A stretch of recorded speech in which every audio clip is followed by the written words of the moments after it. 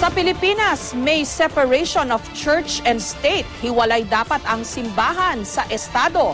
Pero may ilang alagad ng simbahan na nangangahas pasukin na rin ang mundo ng politika. Tingin ng canon law expert na si retired Archbishop Oscar Cruz, hindi na dapat bumalik sa pagpapare ang mga kabaro niyang naging politiko. Live mula sa Quezon City pa rin, may report si Cedric Castillo. Cedric? Yes, Jessica, taliwas man daw sa batas ng simbahan ay sa isang canon law expert ay may karapatan naman daw ang isang pari na sumabak sa politika at maghawak ng pwesto sa gobyerno. Gayunman, alang-alang na rin daw sa delikadesa, mas mainam daw kung tuluyan ang talikuran ng isang pari na sasabak sa politika ang kanyang buhay simbahan. Milagro na itinuring ng mga taga-suporta ni Among Ed Panlilio nang maluklok siya bilang kauna-unahang paring gobernador ng Pampanga noong 2007. Pero noong 2010, binawi ng COMELEC ang kanyang pagkapanalo. Muli siyang sumubok sa pagkapurong lalawigan pero hindi na siya nagwagi. Ngayon, may bali-balitang muling tatakbo si Among Ed sa eleksyon 2013. Sa Masbate naman, dahil nagpapalitan lamang daw ng pwesto at sa dalawang pamilya lamang umiikot ang politika sa lalawigan. Sumabak naman sa politika si Father Leo Casas na tumatakbong gobernador ngayon ng Masbate.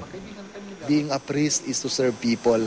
Kung ang tao mo ay naghihirap, it's a duty of a priest to stand up, to speak yung mga issues na nahihirapan ng mga tao. Sa pananaw ng eksperto sa canon law na si Archbishop Oscar Cruz, maaaring hindi pagpapari ang tunay na calling ng kanyang mga kabaro kung naisipan itong pasukin ang mundo ng politika. Ayon sa Arsobispo, hindi angkop sa politika ang dunong na ipinagsunog ng kilay ng isang pari. Nilalabag din daw nito ang Code of Canon Law na siyang sinusunod ng simbahang Katolika at may kaakibat na parusa. Siya ba'y alisan ng faculty? Siya ba'y isususpend? Siya ba'y di-dismiss from the clerical state? Karaniwan ay suspension. At ang suspension ay either temporary suspension or indefinite suspension. Pero karaniwan, kapag in-impose ng suspension, particularly as far as priest running for public office is concerned, hindi na binabalik. Yung suspension, permanente na yun.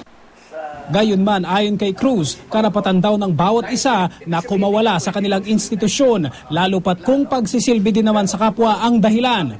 Pero kung handa raw talikuran ng isang pari ang sinumpaan niyang bukasyon, payo ni Archbishop Cruz, huwag nang planuhin pang makabalik at panindigan na lang ang piniling buhay sa labas ng simbahan.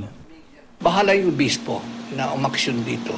Kung siya tatanggapin ko, hindi. Ang sabi ko lamang, kapag tinanggap mo, you are setting a bad example for the other priest, ha?